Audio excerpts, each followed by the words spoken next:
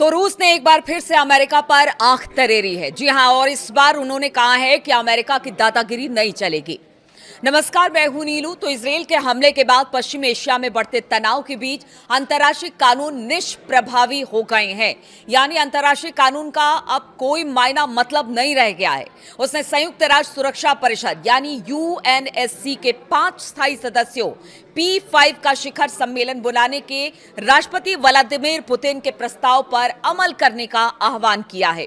जी हां, क्रेमलिन के प्रवक्ता दिमित्री पेस्कोव ने कहा कि मौजूदा वैश्विक स्थिति पुतिन के उस प्रस्ताव पर फिर से विचार करने की आवश्यकता को रेखांकित करती है, यानी देखती है, जो उन्होंने कोविड-19 महामारी से पहले दिया था, जिसमें वैश्विक सुरक्षा और स्थिरता पर चर्चा करने के लिए P5 यानी रूस, अमेरिका, चीन, फ्रांस और ब्रिटेन के शिखर सम्मेलन का आह्वान किया गया था। देखिए, अभी भी स्थिति इसी तरह से है, जब पूरी दुनिया एक संकट की तरफ आगे बढ़ रही है, क्योंकि अमेरिका और इजरायल ने जिस तरह से ईरान में युद्ध छेड़ा और ईरान भी लगातार पलटवार कर रहा है, उससे पूरी दुनिया भर में अस्थिरता पैदा हो गई है। और इसीलिए अब रूस का कहना है कि अंतर्राष्ट्रीय कानून कोई मायने नहीं रखता। अगर ट्रंप कुछ सोच ले तो फिर वो करके रखते हैं, चाहे उस कानून को ताक पर क्यों ना रख दिया जाए। खास तौर पर पेस्कोव की बात की जाए तो पेस्कोव ने सरकारी टीवी चैनल रसिया को दिए एक इंटरव्यू में कहा कि हम सब ने अंतर्राष्ट्रीय कानून नाम की चीज खो दी है। मुझे तो यह भी समझ में नहीं आता कि किसी से अंतर्राष्ट्रीय कानून के नियमों और सिद्धांतों का पालन करने की उम्मीद कैसे की जा सकती है। यानी सोचिए, अभी तो अमेरिका कानून तोड़ा है, फिर रूस तोड़ने लगेगा, फ्रांस तोड़ने लगेगा, चीन तोड़ने लगेगा, फिर ऐसे में दुनिया कहां जाएगी। इसलिए उन्होंने कहा कि देखिए, कानून के नियमों और सिद्धांतों का पालन करने की उम्मीद कैसे की जा सकती है जब अमेरिका इस तरह की बात कर रहा है। असल में अंतर्राष्ट्रीय कानून का अस्तित्व ही खत्म हो चुका है। तो ये प्रवक्ता का कहना है, क्रेमलिन की तरफ से, रूस की तरफ से यह बयान सामने आया है।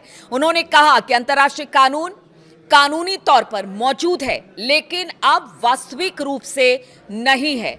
यानी मौजूद तो है, ठीक है, एक कानून अंतर्राष्ट्रीय नियमों को ध्यान में रखते हुए बनाया गया, लेकिन कितने लोग इसका पालन कर रहे हैं? क्योंकि जो इस वक्त ईरान में हो रहा है और जिस तरह के हमले ट्रंप ने किए या इजरायल ने के नेतन्याहू ने किए हैं, क्या उससे यही लगता है कि कोई नियम, कानून या अंतर्राष्ट्रीय कानूनों का कोई भी देश पालन कर रहा है, खासतौर पर इन दोनों देशों को लेकर? इसलिए रूस ने ईरान के संदर्भ में जिस तरह के हमले और तबाही ईरान में मची है और इसका खामियाजा पूरे मिडिल ईस्ट, क्या पूरी दुनिया को उठाना पड़ा है, उसको लेकर रूस का ये अहम बयान माना जा रहा है।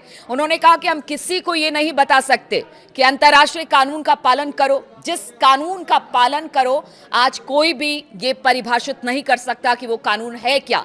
अमेरिका और इजरायल द्वारा ईरान पर किए गए हमले के बाद तनाव में हुई तीव्र वृद्धि, यानी बहुत तेजी से वृद्धि का जिक्र करते हुए पेस्कोव ने कहा कि क्षेत्र में स्थिति काफी हद तक अस्थिर हो गई है। उन्होंने कहा कि यह क्षेत्र काफी हद तक अस्थिर हो गया है और बड़ी तादाद में क्षेत्रीय संघर्षों और अनसुलझे मुद्दों के संचयी प्रभाव के परिणाम स्वरूप आर्थिक और राजनीतिक दोनों तरह के परिणाम सामने आ रहे हैं। यानी देखिए किस तरह से जो तेल के प्राइसेस है वो बढ़ रहे हैं, गैस के प्राइसेस वो बढ़ रहे हैं, बाकी खाने पीने का संकट पैदा हो गया है। खुद अगर मिडिल ईस्ट की बात की जाए, वो बाहर के देशों से चीजें मंगाता है, उसके सामने भी संकट पैदा हो गया है। इधर अगर एविएशन यानी पूरा सेक्टर दुनिया भर का ठप पड़ा हुआ है, क्योंकि इस पूरे मिडिल ईस्ट से होकर, इस एरिया से होकर जितने भी हवाई जहाज निकलते हैं वो सब इस वक्त बंद है। अगर स्ट्रेट ऑफ हॉर्मुज की बात की जाए, वहां पर जितने माल ढुलाई का काम होता है, खासतौर पर तेल और गैस उस जगह से आती है, मिडिल ईस्ट से आती है, बाकी देशों में जाती है, उन सब को रोक दिया गया है।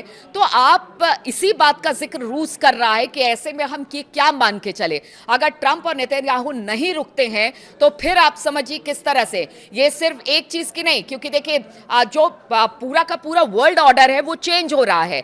ईरान के साथ चीन और रूस है, इसके अलावा बहुत सारे देश और हैं जो उसके साथ खड़े हुए हैं। मिडिल ईस्ट भी चाहता है कि देखिए इस तरह की राजनीति या इस तरह के हमले ना किए जाए, लेकिन ट्रंप है कि सुनने को तैयार नहीं होते। आज तो उन्होंने एक बयान और दे दिया कि देखिए ईरान मुझे चाहिए, चाहे इसकी कीमत तेल से क्यों ना चुकानी पड़े, तो ईरान मुझे चाहिए। अब वो ईरान तेल के लिए चाहिए या वाकई वहां पर सत्ता परिवर्तन कर कुछ बेहतर करना चाहते हैं ट्रंप, ये बहुत सारे सवाल हैं जिसको लेकर अब रूस ने ही सवाल खड़े कर दिए हैं। रूस लगातार ईरान के साथ खड़ा है। अली खामनेई की मौत के बाद से रूस कह रहा है कि ये गलत था जिस तरह से उनका असैसिनेशन किया गया, और अब उन्होंने कहा है कि रिजीम चेंज करने के बाद जो अमेरिका कह रहा है वो क्या है, यानी आप जब चाहेंगे किसी भी देश पर हमला करेंगे। अभी हमने देखा कि किस तरह से पीछे भी वेनेजुएला में वहां के जो राष्ट्रपति उनको बंधक बनाकर लेकर चले गए।